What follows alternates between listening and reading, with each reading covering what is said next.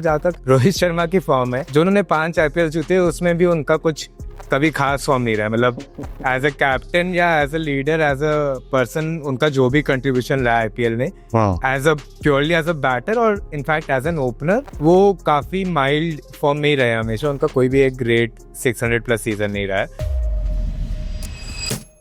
Hello and welcome to one cup cricket. दोस्तों, MI versus SRH, एक बड़ा मुकाबला जो सोशल मीडिया पर इसलिए ट्रेंड हो रहा था कि कहा जा रहा था कि भाई इस मैच में 300 रन का आंकड़ा भी पार हो सकता है, लेकिन होता उसके बिल्कुल उलट है। एमआई की टीम पहले गेंदबाजी करती है और एसआरएच के खेमे को 162 रनों पर रोक देती है और इसके बाद इस मैच को बड़े ही आसानी से नहीं लेकिन 19वें ओवर में जाकर एक कंफर्टेबल विन के साथ जीतती है। एमआई का जो हमने अब तक का सफर देखा है उसको देखकर अब ये कहा जा रहा है कि ये टीम ऐसे ही करती है। पहले 2 मैच हारी, फिर एक जीती, फिर 2 मैच हारी और उसके बाद अब लगातार दूसरी जीत। अमित, सबसे पहले आपके साथ स्टार्ट करना चाहूंगा। जितने भी हमने टूर्नामेंट्स अब तक देखे उसमें कई मर्तबा ऐसा हुआ है एमआई के साथ जहां पर टूर्नामेंट की शुरुआत अच्छी नहीं होती है, लेकिन ये जो 2 जीतें आई हैं, खासकर पहली दिल्ली के खिलाफ जो टीम आपकी टेबल टॉपर है और फिर दूसरी अभी एसआरएच के खिलाफ, क्या उसको ये देखकर ये कहा जा सकता है कि एमआई जो है, जो टूर्नामेंट में वो लय ढूंढ रही थी, वो अब वापस आ चुकी है, वो फॉर्म में वापस आ चुके हैं? जी बिल्कुल। ये तो एक्चुअली देखिए, जो पिछले 4 मैचेस रहे हैं उनके, 2 मैच जो हारी थी, 200 रन उन्होंने दिए थे, but they came very close to chasing it, चाहे वो एलएसजी के खिलाफ हो या चाहे वो आरसीबी के खिलाफ हो। So batting was doing well and now the bowling is also doing well. जिस तरह से दिल्ली के खिलाफ मैच जीते, जिस तरह से आज मैच जीते, specially today, I think the way Jasprit Bumrah bowled, I think he doesn't take time to come back to his best after an injury, और आज वही हमने देखा।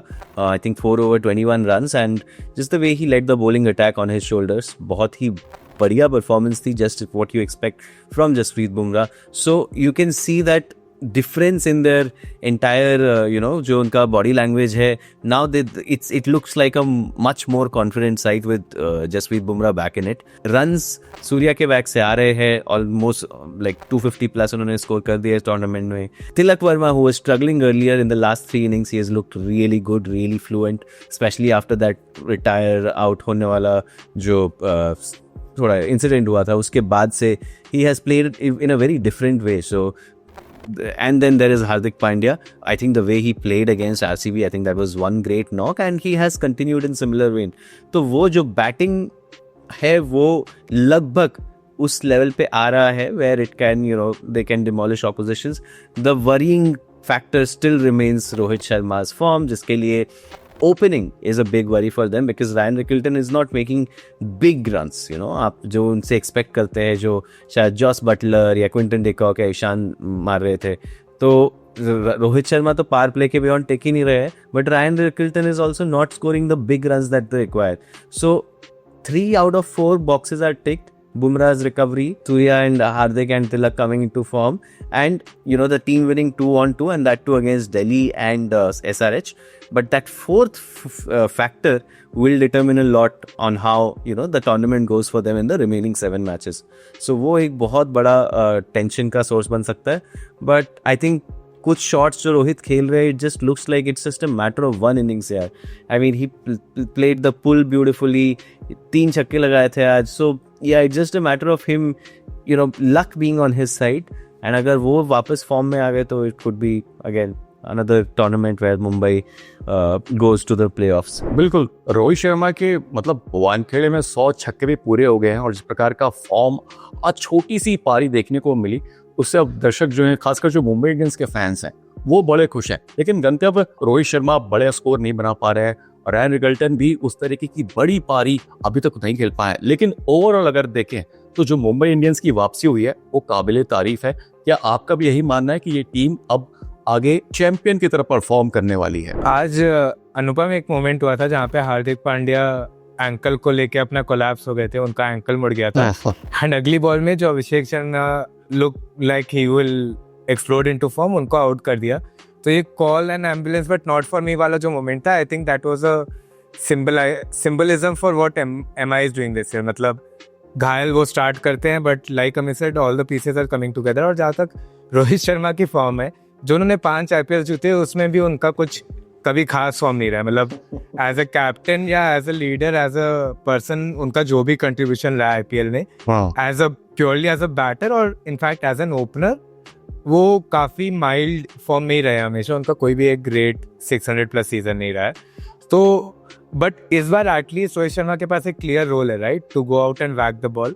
एंड आज भी उन्होंने जो 3 छक्के मारे, 16 बॉल 26 रन जितने मारे, उससे एक मोमेंटम तो सेट हो ही गया था ऑलरेडी। एंड उसके बाद chase just look like a breeze through. वहीं पे अगर वो स्ट्रगल करके जल्दी आउट हो जाते तो यू नेवर नो, उस पिच पे कुछ भी हो सकता है। तो I think the role is playing, the intent which he is playing, जितना भी हम उसका मजाक उड़ा ले या उसको sarcastically बोल ले, the truth is that it does give the team a little boost, a little extra factor, and given the quality of his batsmanship, I think उनके runs due, and at some point 1-2 बड़े Knox तो आएंगे।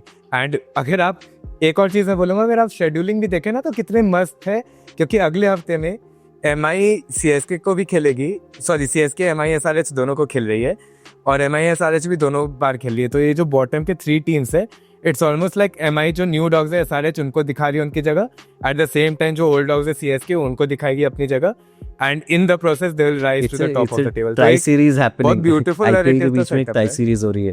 हाँ, it's like a bottom of the table tri series, जिसके and में MI will move towards the top. तो narrative तो बहुत ब्यूटीफुल सेट है। देखिए तो ये बात तो मैं आपकी गंतव्य बिल्कुल ठीक है कि रोहित शर्मा का जो फॉर्म है उसको लेकर मुंबई इंडियंस और फैंस सभी चिंतित है, क्योंकि पिछले अभी तो जो उन्होंने पारियां खेली उसमें कुल 82 रन ही आ पाए हैं। लेकिन बात करनी होगी मुंबई इंडियंस की बॉलिंग की भी। अभी फिलहाल 2 जीत तो आगे उनके खेमे में, लेकिन दीपक चहर अभी तक एक अनसॉल्व मिस्ट्री दिख रहे हैं कि मतलब जिस प्रकार की एक्सपेक्टेशन की थी अमित, वो फिलहाल दिखाई नहीं दी है दीपक चहर से। नो डाउट कि जसप्रीत बुमराह के आने के बाद से टीम काफी मजबूत दिखाई दे रही है बॉलिंग डिपार्टमेंट में, बट दीपक चहर के बारे में क्या कहें? Deepak Chahar, I think he has played more matches than a lot of people expected him to. The good thing is अभी तक वो injured नहीं हुए हैं, but I think honestly he brings a lot of value, especially in the first few overs. वो swing कराते हैं और wickets भी लेते हैं, तो it's not, I mean the MI team will not drop him. इतनी भी खराब performances नहीं रही है. Of course he has not led the bowling attack like he was supposed to जब बुमराह नहीं खेल रहे थे, but अब जब बुमराह वापस आ गए, I think there is a possibility that उनका जो रोल है उसको rethink किया जाएगा and he will contribute more. I think he's a quality bowler, and especially in the first few overs. Or yeah, that's also a bit of a concern, a bit of a worry, but there is like enough potential in him to be a supporting act. And then you have Trent Bolt यार, Trent Bolt भी तुम्हारे पास है, so I don't think वो थोड़ा offset कर देते हैं। अगर बोल्ट और बुमराह अच्छा एक साथ कर रहे हैं परफॉर्म, तो चहर का जो अगर वो like one of the 3 can still have an off day and the other 2 would make up for it. So that's the जो उन्होंने BBC बहुत announce किया था when they put together that bowling lineup in the auction.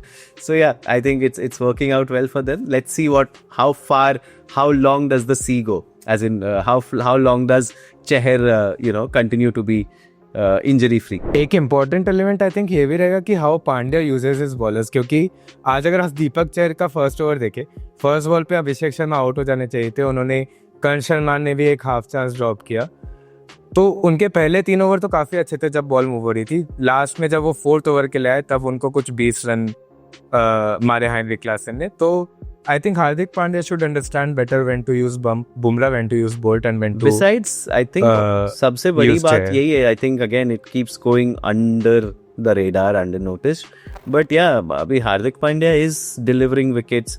He is like he took the first wicket. Purple cap race में वो बिल्कुल, 11 he wicket, took almost got Travis Head out, वो no ball निकल गया. So वो just think how big that a plus is. तो in that case you have actually 4 proper bowlers, and उनमें से अगर one of them has an off day, it might not affect that much. So that's the strength of Mumbai, and that's why they can suddenly become very dangerous. And I think proper Hardik Pandya, the all-rounder, is beginning to perform for them.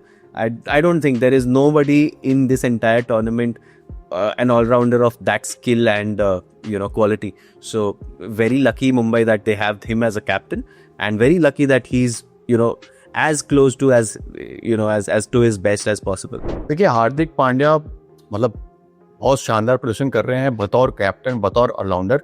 और जैसे गंतव्य कह रहे थे कि अभिषेक शर्मा का wicket तो पहली गेंद पे आ जाना चाहिए था, वैसे यार जिशान अंसारी ने भी एक्सपेक्ट किया था कि रायन रिकल्टन को मैदान से चले जाना चाहिए था, बट हुआ नहीं।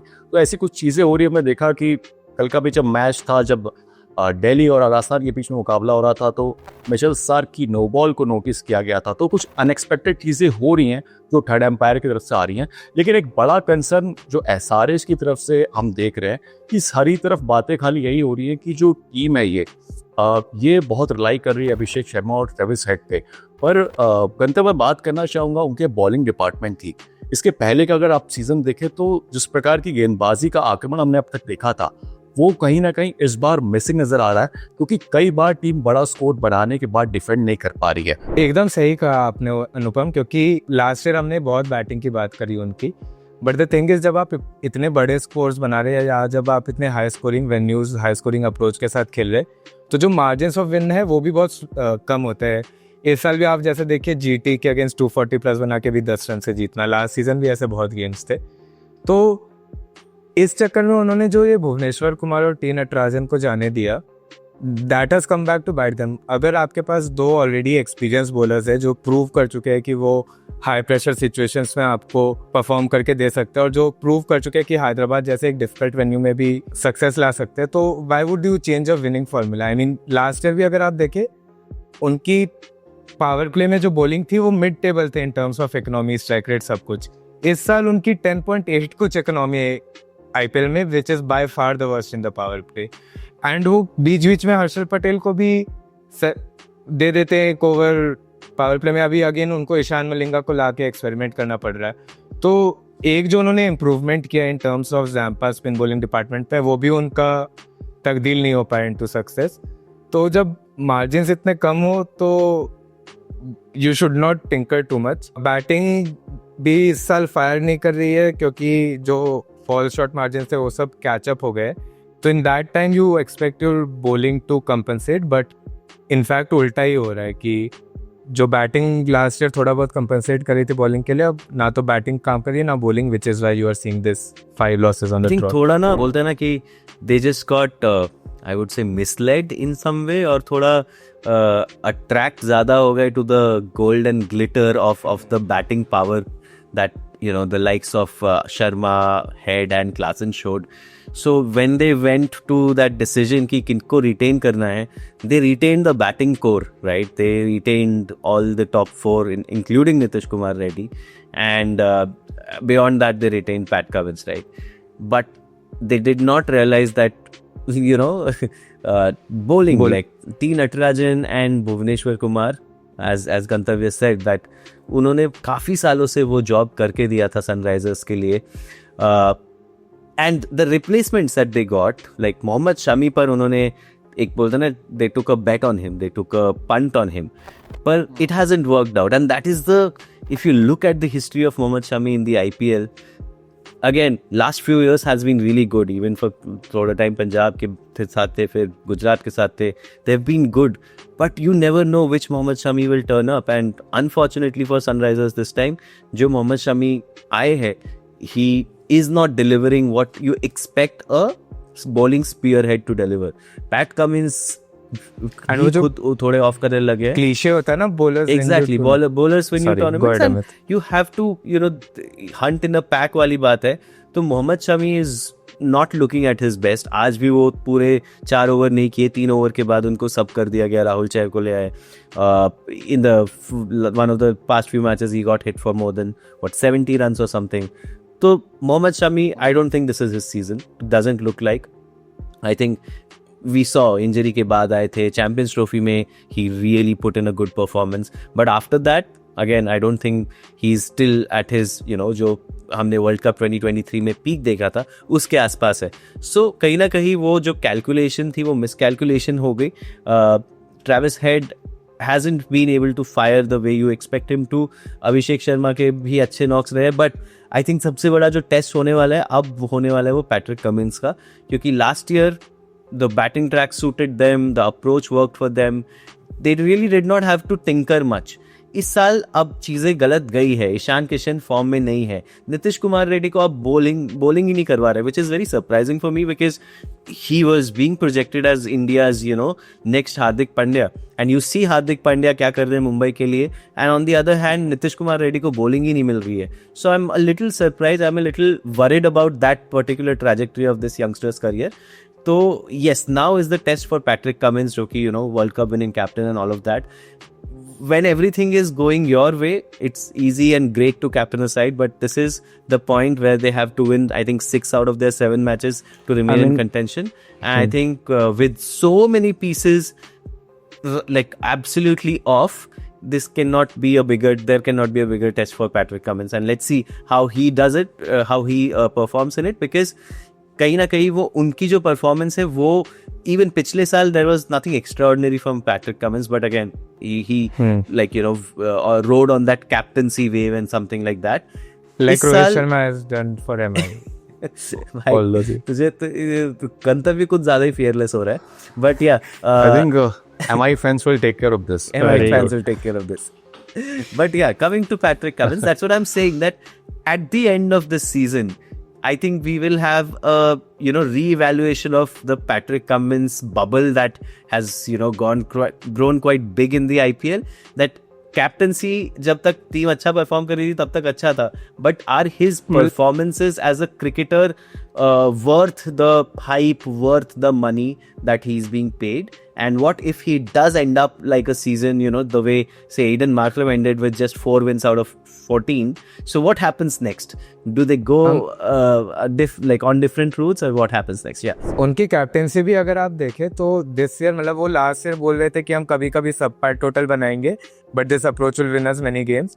अब क्या हो रहा है, वो तो हर मैच में सब पार्ट टोटल बना रहे हैं. So where do you go from here? आप देखिए पहले मैचेस में they came out with this gung ho approach, ठीक है, कि हम जैसे लास्ट ईयर थे हर बॉल को छक्का उड़ाएंगे. देन आई थिंक 2 या 3 मैचेस बाद they started doing this thing where first 3 overs Head and Abhishek chill out, थोड़ा टाइम लेते, and then they try to go big. वो भी फेल हो गया. दिस मैच उन्होंने तो अपना पूरा अप्रोच कंप्लीटली अबैंडन कर दिया. मतलब when was the last time, और when have you ever seen Klaasen batting on 15 of 21 on a but that was also down to good bowling. I would say first over में ही Abhishek Sharma started attacking. I agree, but it's the quality of bowling from Mumbai, especially Bumrah, and Travis Head also was playing at a strike rate of 110, 115. Amit SRH, By Travis Head 29 balls पे 28 runs बनाते हुए बहुत कम हमने शायद देखा होगा. They were kept quiet. It was not a case of choice. SRH is about the philosophy. वही है, the philosophy gets tested when things go wrong. अभी this time that is what is happening with Sunrisers. Yeah, everything has gone wrong for them, and I think for me the big worry is Nitish Kumar Reddy.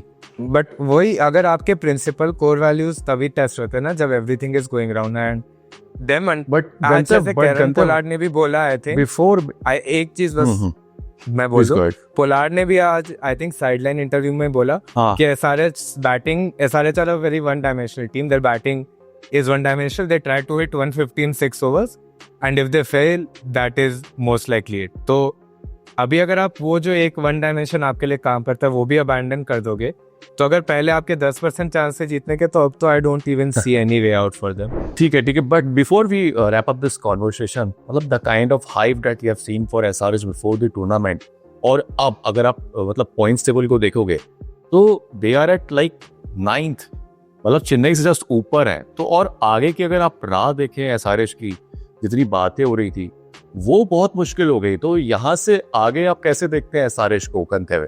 क्योंकि इसके बाद अगर उनका अगला मुकाबला I think उनके ही घर में जहाँ पर मुंबई जाने वाली है, बट उसके बाद भी मतलब टूर्नामेंट आसान नहीं रहने वाला है. देखिए वो उनका एक गेम चेन्नई में बचा है जो I don't as bad as Chennai यार. There is one team that they can win against at home, it is SRH. उनका लखनऊ में एक गेम है where again the pitch can be to pace. उनका अहमदाबाद में एक गेम है where again there is a high chance of a bowling friendly black soil pitch. तो रास्ता बस टीम्स के, एंड उसके अलावा दिल्ली कैपिटल्स एट होम है जो कि बहुत हाई स्कोरिंग टीम है. कोलकाता नाइट राइडर्स है जो अगेन एक हाई स्कोरिंग टीम है. तो मतलब आप चाहे मैचअप्स देख ले, चाहे वेन्यूज देख ले, everything is going against them. And Zampa की injury adds to it, and basically everything has gone wrong for them. Some things beyond their control, some things within. इस सीजन तो मेरे को कोई भी चांस नहीं दिख रहा. मतलब if they qualify, it will be a bigger miracle than But guys, RCB last time. सबसे मजेदार तो मैच होगा I think what is it 13th May that they are playing against RCB in Bangalore, and I don't know if you guys have followed the news today, but Hyderabadi. RCB has filed a case against the company that Uber. So yeah, I don't want to take the name. Oh. Yeah, so yeah, Yeah, I've I'm heard. just and I'm quite excited to see what kind of a reception Travis Head receives when he goes out to bat at Chinnaswamy, because Will he royally challenge? yeah, Bengaluru? exactly, that's quite harsh, that's quite bold, and it would have been amazing if he had scored 400 runs by now at a strike rate of 180 and all, but abhi wo bhi nahi ho raha hai. So it's not the Hyderabadi, it's a bad season for Travis Head, and now he has to go. I think it would come to a point where it would be a do or die match for maybe RCB or Hyderabad, and if he doesn't do well there, I think बहुत hostile उनको वहाँ पर crowds face करना पड़ेगा, and there would be Virat Kohli also. So it's not just the RCB crowd who will give him grief.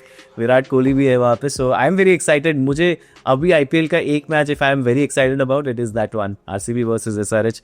And वो Warner के एकदम opposite root में चले. वार्नर पूरे कंट्री में जाके जहाँ लव बटोरते थे, शाहिद सर ने बोला मैं सबको गुस्सा करके भाई उम्मीद करते हैं वर्ल्ड कप कि फाइनल जीतूंगा. SRH वालों फिर को WTC. डेविड वार्नर को PSL से उलाने की जरूरत ना पड़ जाए. बहरहाल बहुत सारे सवाल उठ रहे हैं SRH के फॉर्म को लेकर, उनके परफॉर्मेंस को लेकर, लेकिन आपको क्या लगता है कि SRH की टीम इस टूर्नामेंट में वापसी कर पाएगी? हमें कमेंट करके जरूर बताइएगा, और मुंबई इंडियंस के परफॉर्मेंस को देखकर आपकी क्या प्रेडिक्शन है आगे को लेकर वो भी बताइएगा. बाकी इसी प्रकार की IPL से जुड़े अपडेट्स के लिए जुड़े रहिए स्पोर्ट्स कैफे के साथ.